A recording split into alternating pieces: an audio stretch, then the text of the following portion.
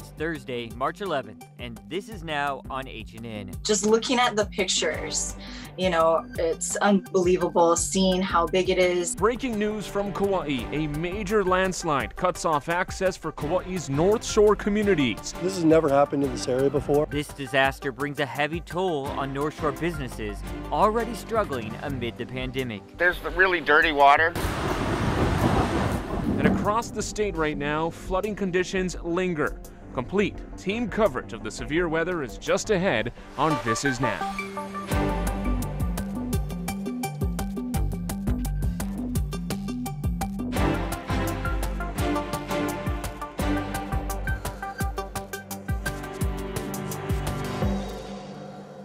Really is quite dangerous. You know, it's good that, you know, DOT and everybody are on it up there, but, you know, as a community too, we're just a little bit concerned.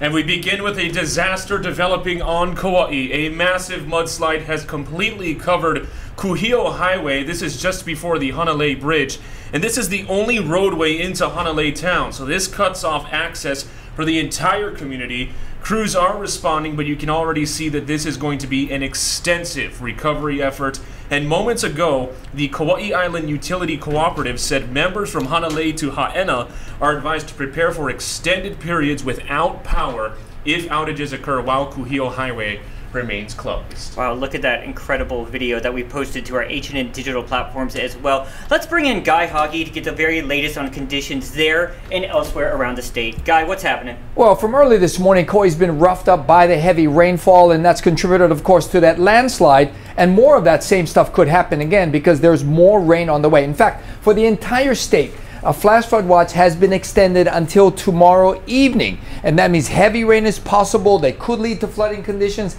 And again, the most dangerous places are around streams and rivers. That's what we've seen over the last several days, and that's going to continue through tomorrow. And you can see where that disturbance is, centered around Kauai.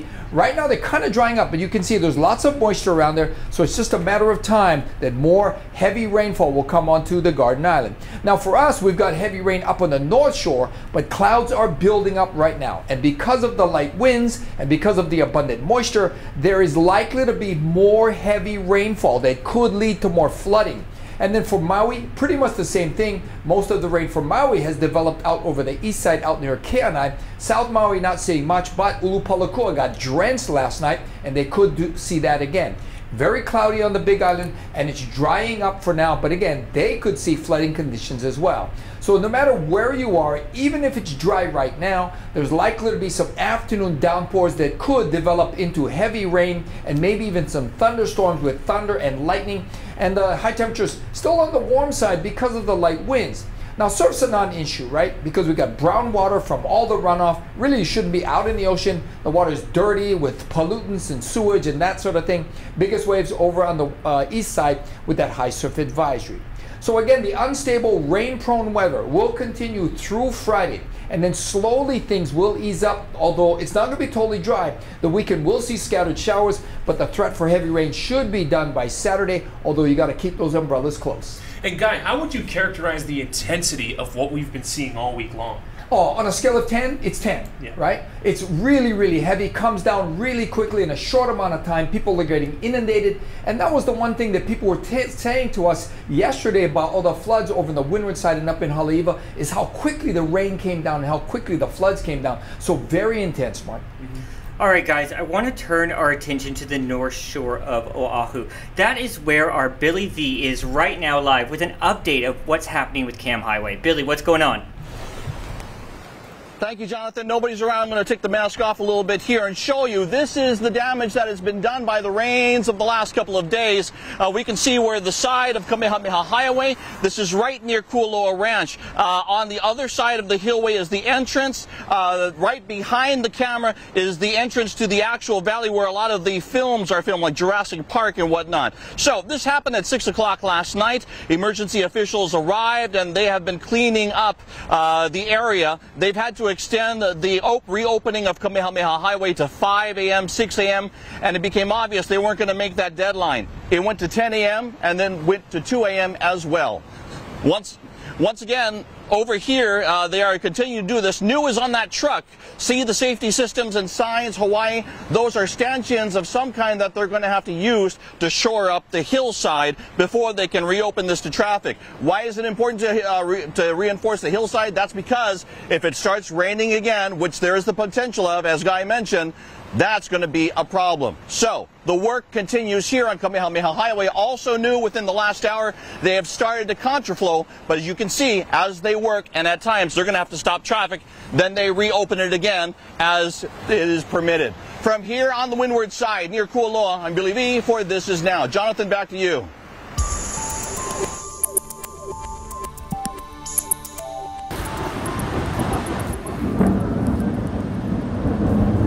So that was the moment the power went out to about 20,000 residents on Oahu last night. Thousands were without electricity for hours last night due to this weather event.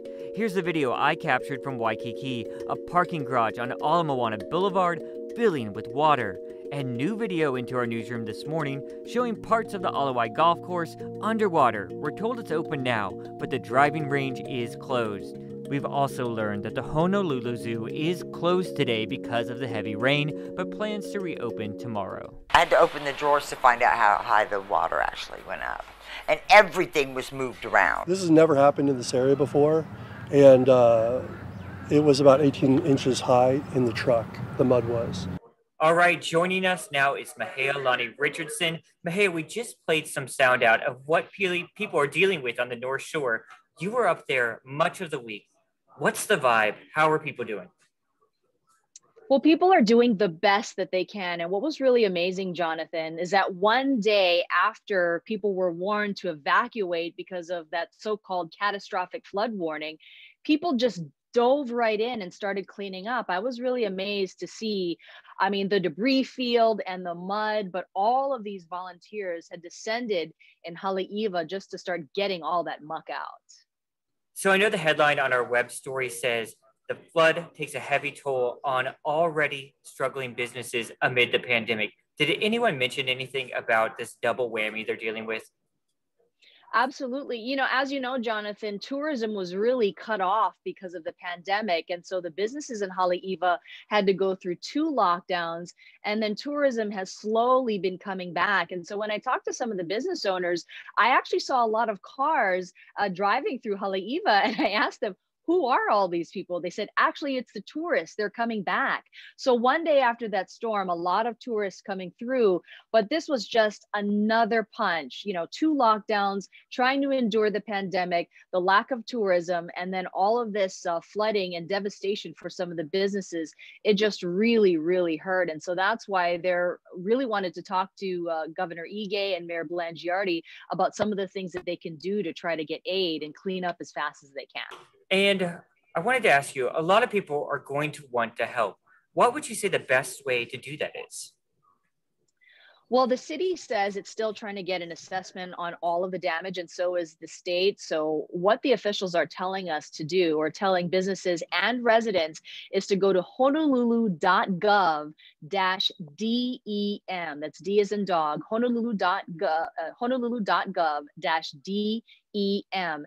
And what businesses and residents can do is basically log in and then talk about the damage that they have received. And the city says that this is really going to speed up the process. You know, at this point, they don't have exact damage estimates or even how many homes and businesses have been damaged. I mean, I know that the state managers have seen at least 5 businesses, but we know there's so many people that they may not know about. The best thing that they can do is to log into that website and just start logging in and putting in their damage assessment. Mahea, thank you so much. Look forward to your reports tonight on later editions of HNN. Joining us now is Bob Ballard, meteorologist with the National Weather Service. Bob, thank you for joining us. First off, how would you characterize the activity we have been seeing all week long? Yeah, it has been really intense in localized spots. So a few days ago, parts of Maui got 1.5 to 2 feet of rain. A couple of days ago on the North Shore and over the Ko'olaus, 1.5 to 2 feet of rain led to devastating flooding in certain areas. We continue to see these pockets of really intense weather underneath a unstable and moist air mass. And so we're kind of stuck with that here for another day or two and keeping an eye on things. Yeah, we saw the numbers yesterday from Opai'ula Stream, and talking with Kevin Kodama, and he had said that, I mean, the stream rose to levels not seen since 1974. What kinds of records have you been seeing over the last several days? Yeah, we're going to have to go back and take a look when it's all over. We'll take a look at the numbers and the statistics and do a lot of number crunching on that. We don't like to do that as much during an event because we're trying to focus on making sure we're keeping people safe. But we will go back and take a look and see just how historic some of this flooding has been. Maui is cleaning up after the county says at least a dozen structures were either damaged or destroyed. The state now says most of the property damage was actually caused by flooding and not because the Kaupakalua Dam spilled over. We're told the bulk of the destruction was Mauka of the reservoir. The state also says the dam's owner showed them photos that it was dry days before the floods, as required by the state. The dam and reservoir are scheduled to be removed this summer. Moving to the Big Island, the brown water was raging at Rainbow Falls. The county had to close a few key roads yesterday due to flash flooding. Pahoa saw more than 7 inches of rain over the last 24 hours. And Kauai just pummeled yesterday. Drone video shows the damage in Wainiha. The area was recently rebuilt after historic flooding just 3 years ago. Kauai's mayor has signed a disaster declaration to start the recovery process from this week's severe weather.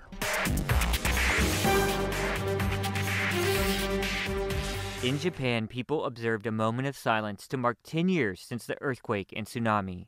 Nearly 20,000 people were killed and over 2,500 remain missing. On our HNN digital platforms, we're asking you to share your memories of that day. So here's where I was, on a high floor at the Waikiki Prince Hotel, overlooking the Alawai Harbor. It was my very first day on the island 10 years ago, in town for my job interview at HNN. Everyone in the Waikiki area, stay off the beaches. I remember hearing those sirens, and shortly after, the news director calling me while I was at dinner saying, "Don't worry, it's a tsunami warning, head back to your hotel."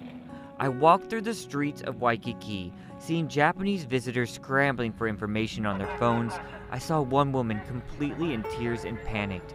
It's an image I'll never forget. When I got back to my room, I turned on my TV to see the terrifying video being broadcasted from Japan. I remember a note being put under my door by hotel staff saying, "Fill your bathtub with water immediately."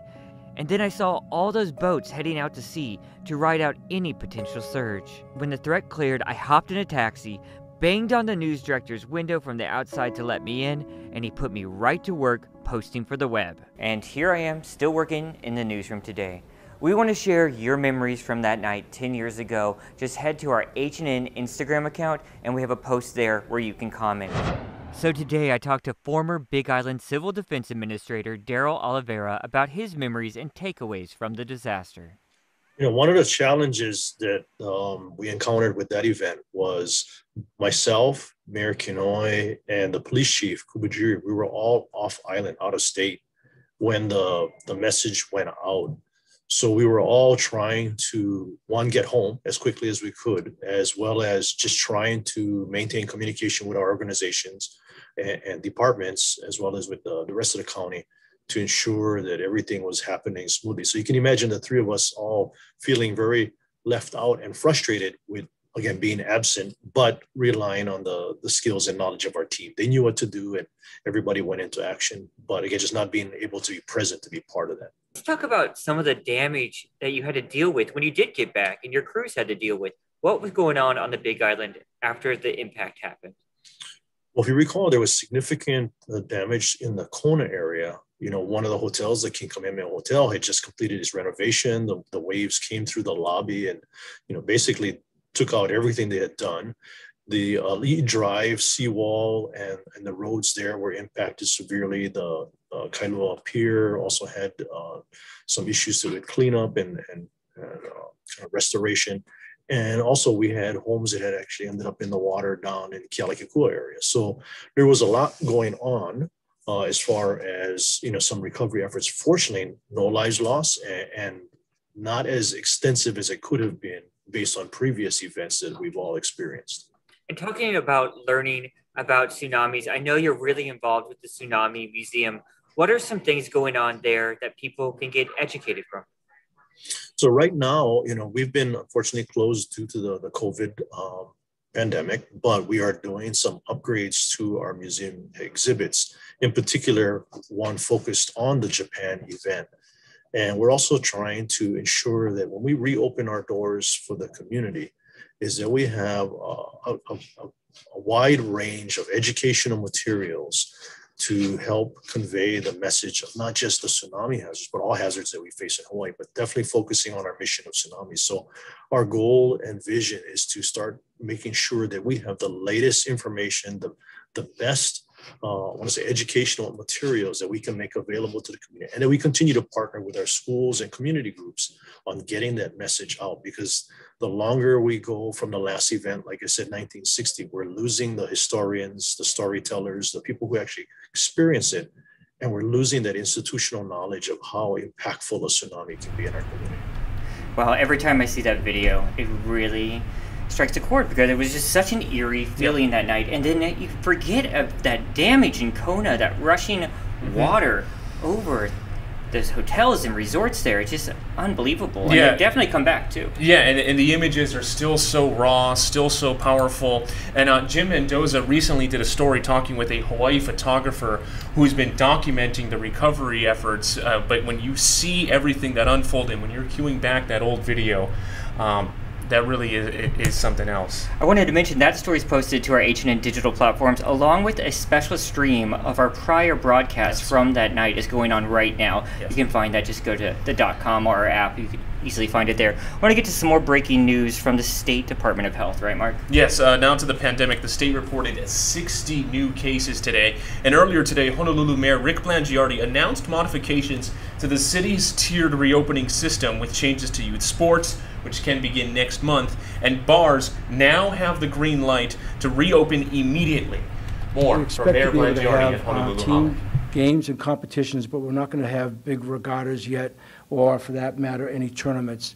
But we do want to encourage the fact, because we know baseball season's coming, and a lot of youngsters really want to get out there and play. But there's a lot of sports, a lot of different sports. So youth sports will be on April 12th, and on a week later, on April 19th, we're going to begin adult sports. That said, though, there are some requirements. We're not going to allow potlucks, and we're not going to allow spectators at those events. So we want the kids playing. And I realize this, look, I raised 3 children, and I know what it was like to be at their events for years and years. And hopefully not too long from now you'll be able to return to that. But we're going to be pretty strict about that as we issue permits. President Joe Biden has signed into law the $1.9 trillion relief package he says will help the U.S. defeat COVID-19 and nurse the economy back to health. Alice Barr reports from Washington, D.C. 1 year to the day after America started slipping into a coronavirus lockdown, President Biden signing a bill that releases nearly $2 trillion in COVID relief. The law, dubbed the American Rescue Plan, designed as an economic shot in the arm. This historic legislation is about rebuilding the backbone of this country. On this day in 2020, a rapid series of seismic changes shattered normal life. The World Health Organization declared COVID-19 a pandemic. We have rang the alarm bell loud and clear. That same day, former President Trump announced a European travel ban. In the years since, lockdowns have forced millions out of work, and the unrelenting virus has stolen more than 500,000 American lives. He was truly genuine. He was a genuine person. He didn't deserve this. Top health official Dr. Anthony Fauci saying the death toll is far worse than he could have imagined. We had such divisiveness in our country that even simple common sense public health measures took on a political connotation. Now, as some states are lifting mask mandates and fully reopening businesses, medical experts are urging caution, with vaccines offering a potential pathway to normal. President Biden addressing the nation tonight, looking back at a year of sacrifice and loss and offering hope for what lies ahead. As for when things could start getting back to normal, Dr. Fauci said today if vaccinations keep ramping up and we continue public health measures like wearing masks, the country could start seeing a big difference by the end of the summer. In Washington, Alice Barr, NBC News. I want to get back to our severe weather coverage. Guy, I keep thinking you're going to come in here and tell us it's drying out, but that is certainly not the case. Well, there are pockets of moisture, some places where it's rather dry, but you can't be fooled by that because the situation is so dynamic. There's so much moisture hanging around, and that's why the flash flood watch for the entire state remains posted.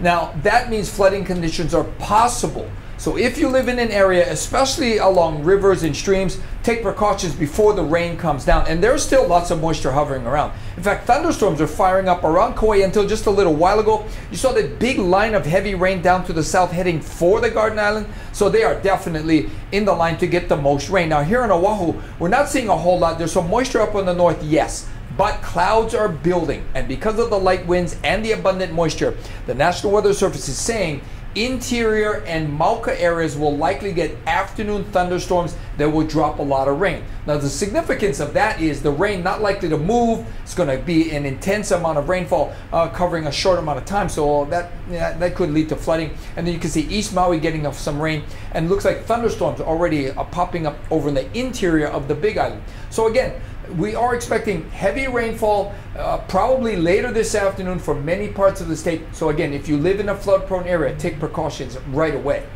So Guy, in all your years of expertise of doing this, how unusual of a storm and system is this for you? Or is this sort of somewhat of a similar December pattern winter system? Well, it's unusual, and it's been here for we're talking 3 days, 4 days, no, 4 days now, right? And it's likely to linger into a 5th day. And the ground being so saturated from now on, it's not going to take a whole lot of rain to cause flooding. So to answer your question, yeah, it is unusual. Yeah, and we were talking with the National Weather Service earlier. They had said that, seeing this and seeing the intensity of it, this is actually kind of a late start to the wet season. Yeah. And we're making up for all of that in a matter of days, it seems like. In a matter of days. And you're right, Mark. And the wet season, don't forget, was forecast to be wetter than normal because we are in a pattern called the La Nina, where the equatorial waters are actually colder. But that's what we were expecting, is more an above average number of rain events and more rain. And that's exactly what we're getting, although, like you said, a little bit late start. And, over the next 24 hours or so, keep a close eye on what's happening with Kauai, Oahu, and interior areas. Yeah, and then Maui and the Big Island aren't in the clear by any stretch of the imagination. So heads up no matter where you are, but especially, you're right, Mark, Kauai and Oahu. And we want to recap our top story, a disaster that is just developing on Kauai, a massive mudslide. You see the images right here, completely covering Kuhio Highway just before the Hanalei Bridge. This is the only roadway into Hanalei town, cuts off access for the entire community. Crews are responding. We have a crew on our way right now. Ashley Nagaoka is heading there as we speak. You can already see that this is going to be an extensive recovery effort. And earlier this morning, the Kauai Island Utility Cooperative said members from Hanalei to Haena advised to prepare for extended periods without power if outages occur while Kuhio Highway remains closed. And this video is striking. Incredible. And Guy, you saw some other images too, right? Yeah, I mean, this aerial just shows you, can you imagine how much dirt that is? It's going to take them a while. And then to Kauai's power outage, we could see power outages on Oahu like we saw yesterday as well. All right, guys, so stick with H&N. Obviously, a lot of developing news still going on today. We have a newsletter we send out every afternoon that keeps you updated as well. You can sign up for that on our H&N digital platforms, along with our podcast. It's a great way to stay informed when you're in your car. Mark's going to be back here at first at 4 on KHNL. You won't want to miss that. And again, Ashley is heading to the Garden Isle, so we'll have reports from her all evening as well. You guys stay safe out there.